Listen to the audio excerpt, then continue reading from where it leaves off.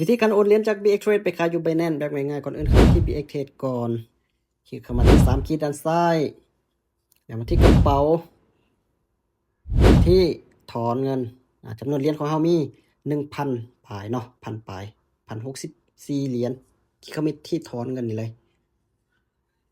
แล้วคลิกเข้ามาที่เครือข่ายคริปโตการถอนภายนอกนี่เนาะเลือกเครือข่ายก่อนทำอีกเนาะเลือกเครือข่ายเขาจะเลือกเครือข่าย Smart Chain BP Sound นี่นะหรือว่าจะเลือก Polygon ก็ได้เขาจะเลือกตัวนี้ที่1นี่เนาะตัวที่1คลิกเข้ามา TU อันนี้ TU ตัวนี้สำคัญก็คือไปเอาอยู่ Binance เนาะ TU ที่กระเป๋าของ Binance มาที่ Binance ก่อนมาเข้ามาที่ Binance แล้วคลิกเข้าที่ทรัพย์สินอยู่ลุ่มสุดแล้วเลือกเพิ่มทุนเนาะเพิ่มทุนสีเหลืองๆนี่เดี๋ยวเลือกเงินฝากในระบบตองโซ่เลือก USDT หรือว่าจะเลือกอยู่นี่ก็ได้หรือว่าเลือกอยู่นี่ก็ได้คลิกเข้ามาเลือก BSC Smart Chain BEP Sound ของ BNB นี่เนาะ BEP Sound เลือกให้ถูกเด้อนี่เป็น QR หรือว่าเลขที่กระเป๋าของเฮาคัดลอกเอาเลขที่กระเป๋าของ Binance มาที่ BX Trade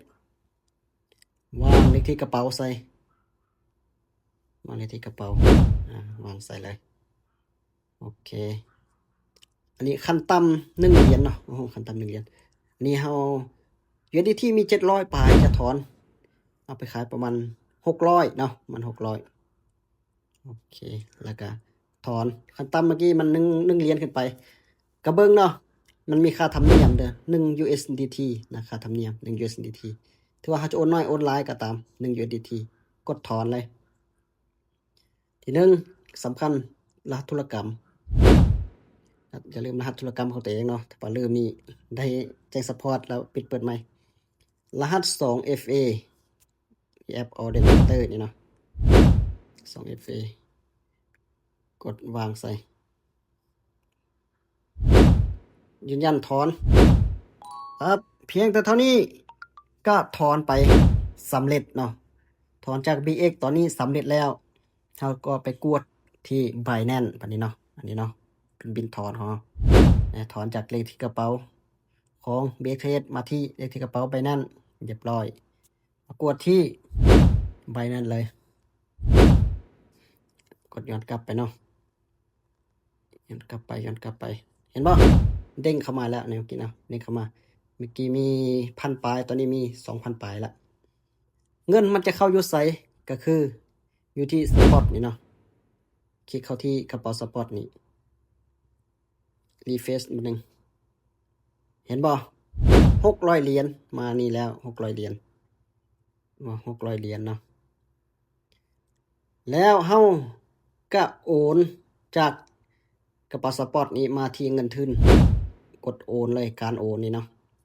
กดการโอนอันนี้ USDT เลือกแล้วก็กดสูงสุดเลยเขาจะขายหมดเด้สูงสุดนี่แล้วก็ยืนยันการโอนตกลงตอนนี้จากสปอตมันจะเข้ามาที่เงินทุนเรียบร้อยเนาะกดที่เงินทุนเฟซบันนึงเห็นบ่600 เหรียญมันมาอย่างนี้แล้วแล้วกลับไปที่น่ารักเนาะที่น่ารักกดเข้าพี่2พี่หรือว่าพี่2พี่นี่ถ้าบ่เห็นอยู่นี่ให้กดเพิ่มเติมมันก็จะมีเนาะถ้าว่ามีแล้วก็กดเข้าไปเลยอันนี้จะเป็นบรรดาร้านค้าเนาะถ้าว่าเขาจะซื้อก็เป็นสีเขียวนี่ถ้าว่าเขาจะขายก็กดเข้าที่ขายเลือกห้างที่จะขายเลยมันจะมีหลายห้างแล้วเนาะเราสามารถขายให้ได้จะขายอยู่ห้างใดก็ได้เขาจะขายอยู่ห้างนี้เลยห้างที่2นี่แหละเนาะที่1ที่2เนี่ยที่ว่ามีโปรนี่มันก็เพิ่มความน่าเชื่อถือแต่ว่าขั้นต่ำมัน10 ล้านขึ้นไปได้อย่าลืมนะขั้นต่ำ10 ล้านขึ้นไปแต่ก็กดเลยขายเราจะขายจำนวนทั้งหมดเนาะกดทั้งหมดนี่เลย600 เหรียญกดคำสั่งอันนี้จะเป็นบัญชีธนาคารของเราเนาะจะบังเอาไว้ได้กดคำสั่งขายวางคำสั่งเลยแล้วก็กด ทักไปสนทนากับเขาหน่อยนึงว่าพร้อมเนาะพร้อมส่งไปเลยรอถ้าให้เขาโอนเงินให้เฮาก่อนเฮาจังปล่อยเหรียญเนาะรอถ้าเขาโอนเงินให้เฮาก่อนตอนนี้ถือว่าเฮารอถ้าให้เขาโอนเงินสำหรับตอนนี้ก็ถือว่าเขาได้อ่านข้อความแล้วเนาะมันจะขึ้นตรงติ๊กนี้ถ้าเขาอ่านข้อความแล้วเฮาก็เพียงแต่รอท่าหน่อยนึงโอเคและตอนนี้เขากดมาแล้วเนาะเขากดมาแล้วเฮาก็มาแล้วเขาก็มีบินให้พร้อมเนาะบินให้พร้อมมากวดเบิ่งบินว่าเงินเข้าแล้วบ่ตอนนี้เขาโอนมา12,800,000ปลายเนาะเฮาไปกวดเบิ่งใน VC1 ของเฮาว่าเงินเข้ามาแล้วหรือเปล่าโอเคกดโอเคตอนนี้เงินเข้ามาแล้วเฮาก็กวดเบิ่งเนาะ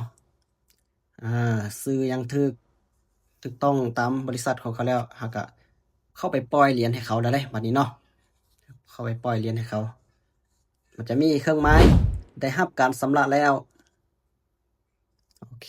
กดยืนยันว่าค่อยได้รับการชำระแล้วจำนวน12 ล้านนี้กดยืนยันการปล่อยโอเคอันนี้รหัสยืนยันตัวตนก็คือรหัส 2FA นะเนาะโอเคจะเอารหัส 2FA มาใส่ยับ Authenticator คัดลอกเอามาวางใส่เนาะวางใส่แล้วก็รหัสเมลกดรหัสเมลโอเคตอนนี้รหัส6ตัวได้ส่งไปที่เมลของเราแล้วกดมาที่เมลเนาะต้องมีหลายขั้นตอนนิดนึงโอเคตอนนี้ส่งมาแล้วเนาะรหัสตัวนี้6ตัวโอเคคัดลอกวางใส่โอเคตอนนี้ก็ถือว่าสำเร็จเป็นที่เรียบร้อยแล้วในการขายเหรียญแบบ